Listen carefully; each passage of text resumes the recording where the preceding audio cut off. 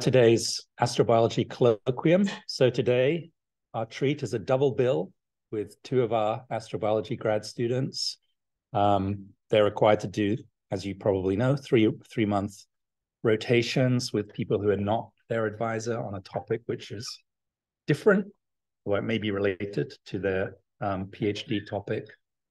And today we've got a talk first from Lupita on cold ocean worlds, and then we have a talk from Zach about RNA replication in lake waters. So take it away. Thanks. Thank you, David. Hello, everyone. Thank you for being here today. My name is Guadalupe Tovar Mendoza. I go by Lupita. I am a sixth-year PhD student in astronomy. And for my thesis work, I work with James Davenport, and I usually think about stellar magnetic activity and how it impacts our ability to both detect and characterize exoplanets, primarily on low-mass stars. But today, I'm not going to tell you about any of that. I'm going to tell you about the rotation work that I got to do at NASA Goddard this past autumn on cold ocean worlds. So this work was in collaboration with three awesome advisors, Dr. Lisa Quintana, Dr. Lene Quick, and Dr. Allison Youngblood at NASA Goddard.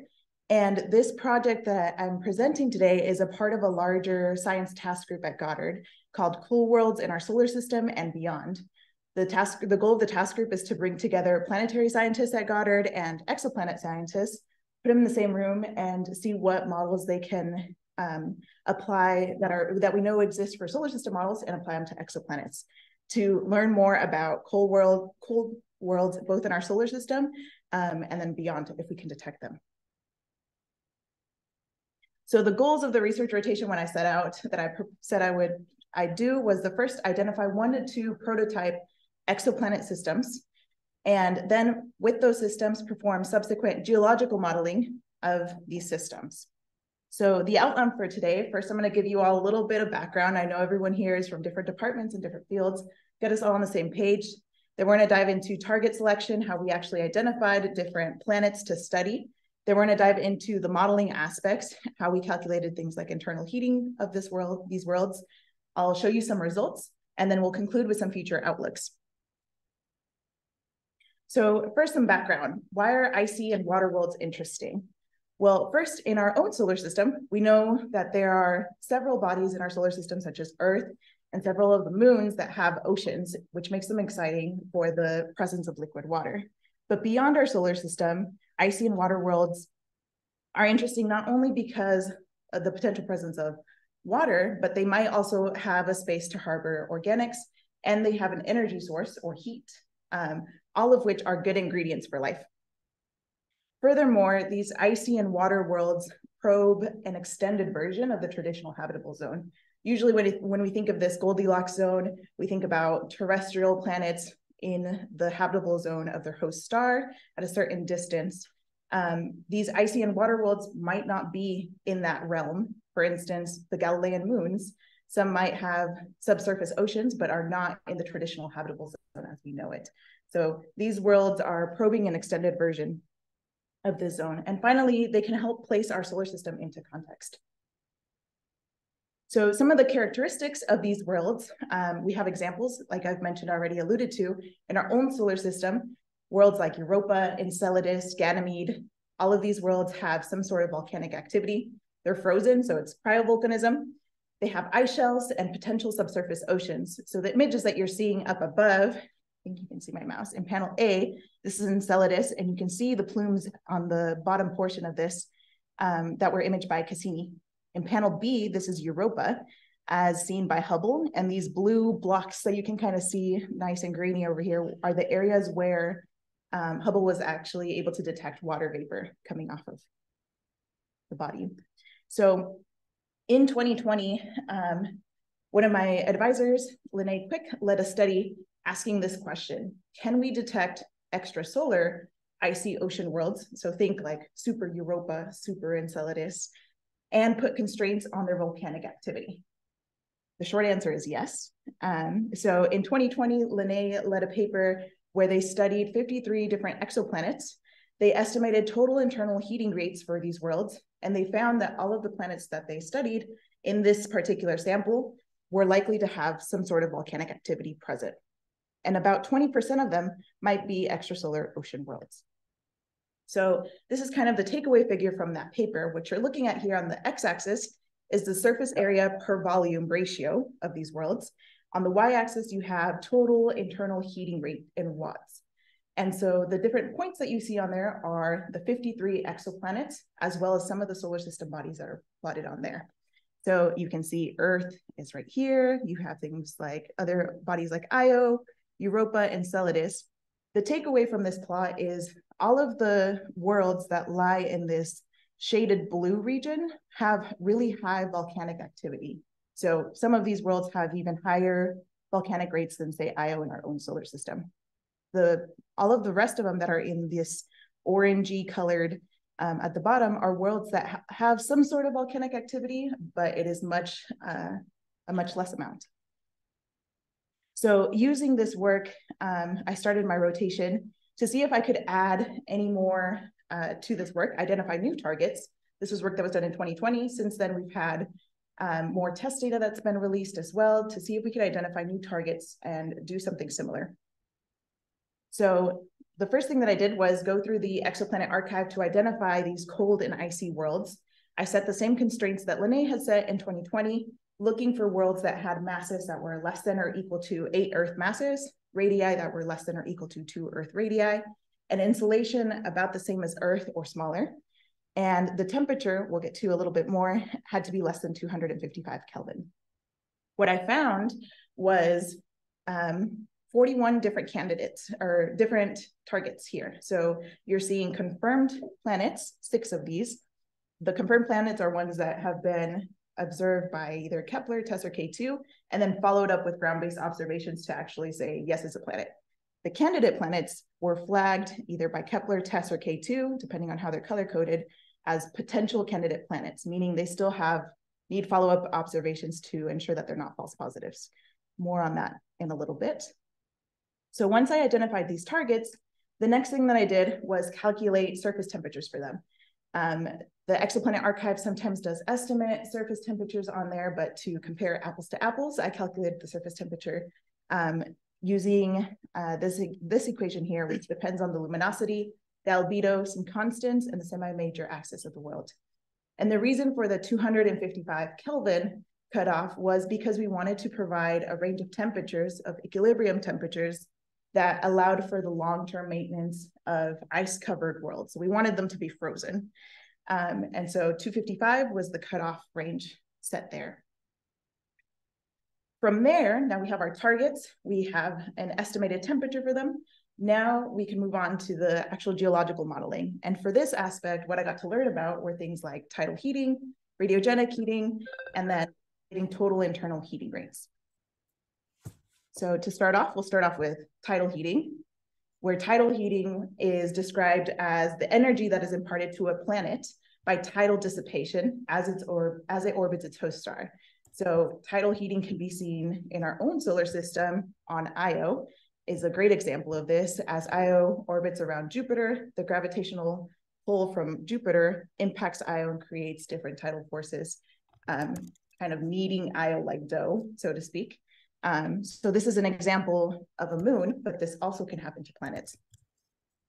Tidal heating rates can actually be calculated using this equation here, which depends on a number of constants: the orbital mean motion, the radius of the planet that you're considering, the eccentricity, a gravitational constant, and then Q, a quality factor, which describes tidal dissipation.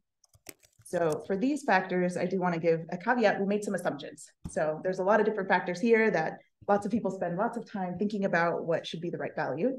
The assumptions that we made for this work, for K2, which is the degree to love number, it describes how a planet responds to tides. So if K2 were 0, it means the world is unaffected. It's rigid. It doesn't have any effect. It doesn't respond to the tides. But say you have a K2 value of 1.5, the planet is a lot more fluid. For this work, we set K2 to be 0.3, which is a common assumption made in icy worlds within our own solar system. Similarly, for Q, the tidal dissipation factor, we assumed it to be 100. And this is based on past solar system studies led by many folks listed here and more. Okay, we calculated all of the tidal heating. Now we move on to radiogenic heating of these worlds, where radiogenic heating is the energy or the heat that is released by radioactive decay of elements.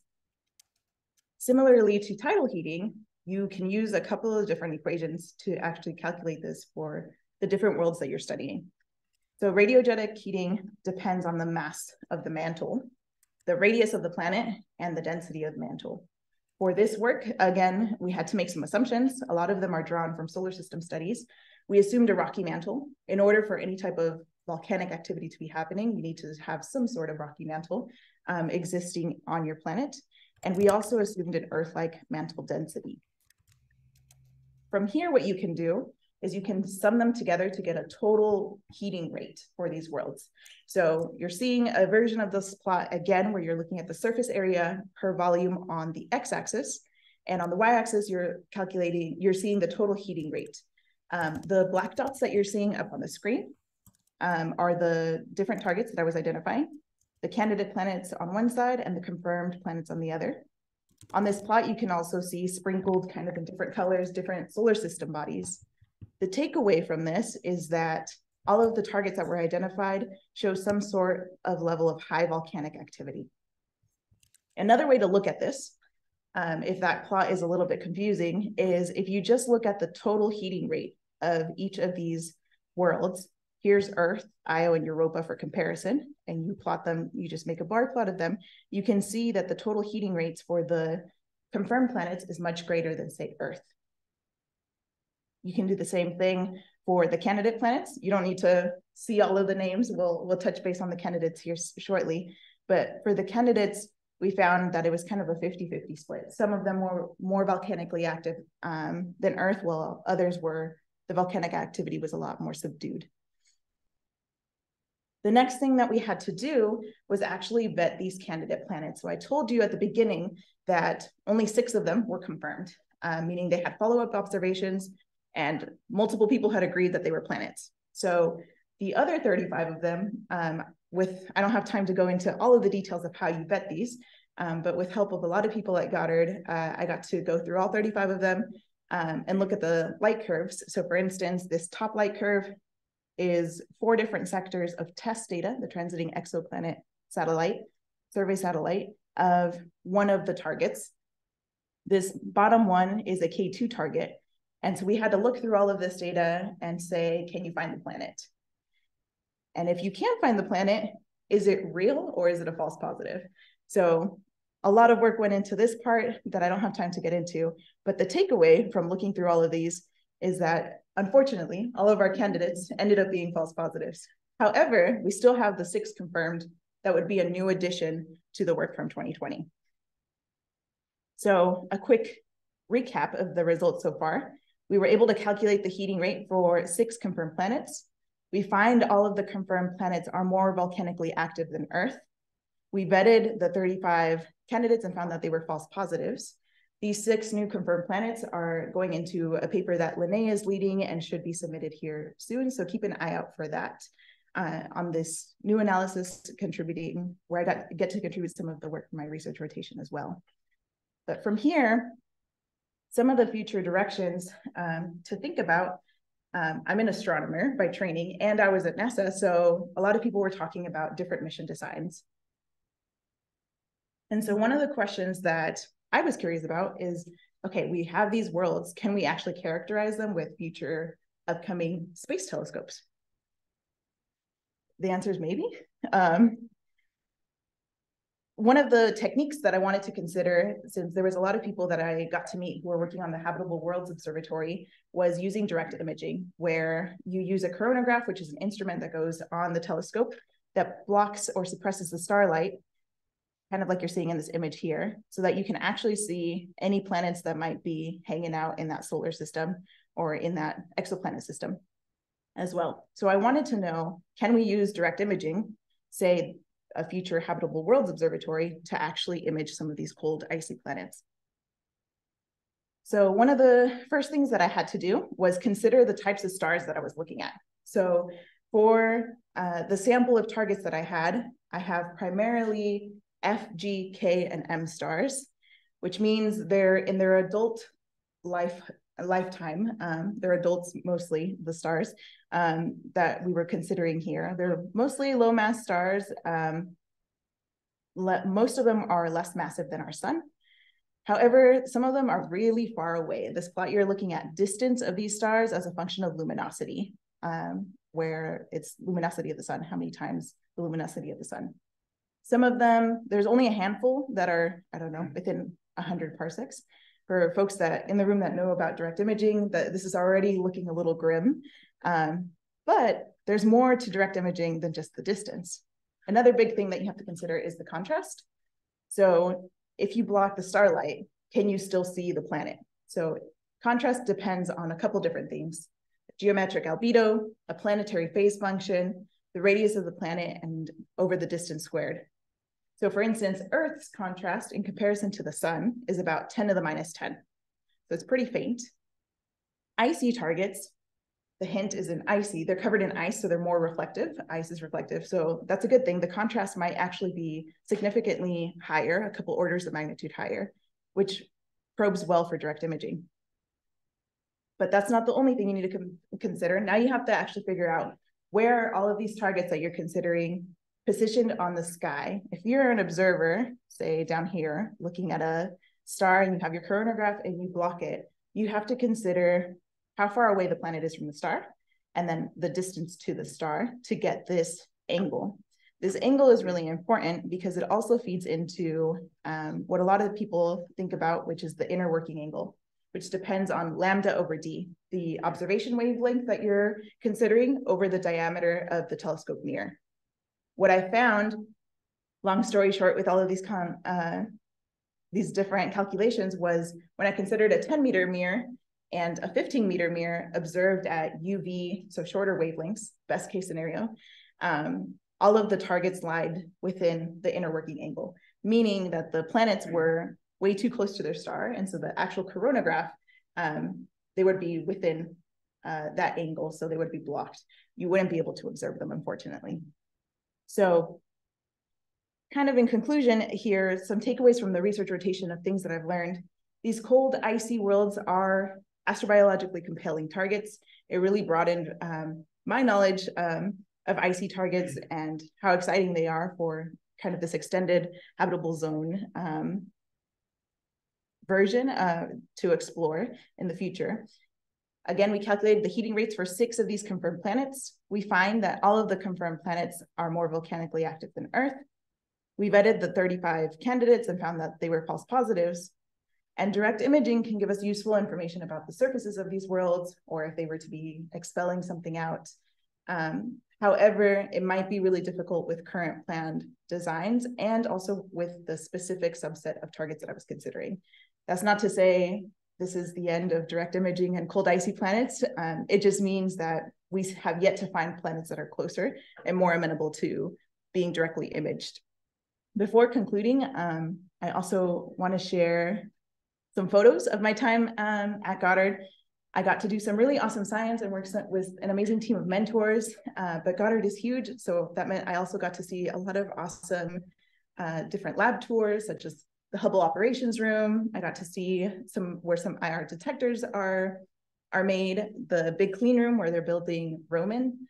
Got to do some sightseeing in DC. And then I think one of the highlights for me as someone whose first language is Spanish, I got to meet the NASA en Español communications team, which is the Spanish communications team for NASA. And they do like a weekly segment of This Week at NASA. So I actually got to go in and record with them the segment in Spanish called Recientemente en la NASA, about the weekly astronomy news that were happening at NASA. So that was a really added bonus on top of the research rotation that made it super fun.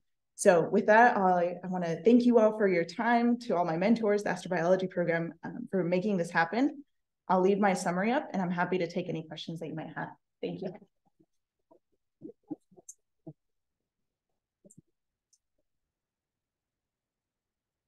So we have some time for questions.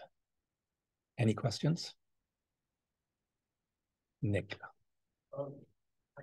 This might be a dumb question. I was wondering how significant the heating rates can be in some cases relative to the incoming energy from the star. Like, can it actually be a significant contribution to the surface energy budget? Actually warm a planet and make it a non-icy world, or is it always very small? Yeah, so the question for folks online is, what about the star, the contributions from the star? How does that impact heating rates? Could you get a case where the impacts from stellar activity cause the world to essentially melt? Yeah. If you add heating from internal heating plus heating from star, does that just make it a warm planet and no longer icy? Yeah, that's a good question. It kind of depends on a variety of different factors. So we want these worlds to be frozen, and if they're going to be frozen, they're going to be further away from the star. So the actual, I guess, energy imparted from the star that will reach the planet might not be as significant as like the, say, radiogenic and tidal heating forces that are at play, contributing to heating up that world. However, that being said, we did not account for stellar activity in this work so far, but it is something that should be, I think, added in. I think the effect will be minor given that these worlds are further away from their star. But I do think it'll be a secondary effect that could play a role for sure. I was curious about the fact that all 6 of those confirmed planets were more volcanically active than Earth. Did you think that that has something to do with how close they are to their stars, that they are getting more tidal forces there, or larger stars than the sun? Was confirmed? Yeah, on the 6 confirmed ones, I think I might have some of the properties. Let's see. So these are the 6 confirmed ones. They're orbiting smaller stars, primarily M and K stars. They've been identified, the planets that are being considered, majority of them, I think all of them are super Earths. And so the planet it's two things that are happening. It's also more massive and more dense of a world. They are in more compact systems than, say, our own solar system. And so they are experiencing more of that gravitational effect from their host star as well. Don? So even extra heat might come from heat of the Earth's formation, the Uri factor. Mm-hmm. But half of Earth's heat is still left over the G squared over R, and R squared. So, and also potassium is a volatile element, and it's an order of magnitude less at Earth than you would think it would have been. So these other planets might have 10 times as much heat from radioactive potassium as 40 decay. And there are a lot of wild cards here. Yeah, exploring the different sources of radiogenic heating, I think, for these worlds is interesting. The age is important because both of these things decay with time. Yeah. So it doesn't was really old or really young. Do we know anything about the ages of these stars? We do. I don't have them. I don't have the details on here, but they're all main sequence. They're all main sequence. Yeah. Middle-aged with a mortgage. Sun is a young star. Yeah. A star itself. Young, but it's 4.5. But it's halfway through its main sequence. So would you call that young? Depends who you ask. This would be a comment from an emeritus professor. So. You have one question. Okay. Yeah. Is it in the chat or did? No, just a raised hand. Can you read it? Hey, Jim, do you want to unmute and ask the question? Can you hear can you hear me okay? Hear you. Okay, good. I was going to say, I wondered, beyond getting these properties, I wonder if there are outcomes from the rotation that you want to share. Is there any path forward for the rest of this work? Yeah, so right now we're focused on getting these incorporated, and Lene has a paper coming out soon talking about the different volcanic activity rates for these worlds. But we did have a lot of interesting conversations, and it's a broader conversation going on within the science task group on incorporating more of the stellar, both rotation and activity into this to see how that shapes out. I think it's also going to be really interesting. Some of these targets are being observed by JWST. I only talked about direct imaging, but I think as that data starts to come down, I think that'll be also really interesting to incorporate not only the planetary properties, but how is the star behaving as well. Okay, other questions? If not, let's thank Lupita again.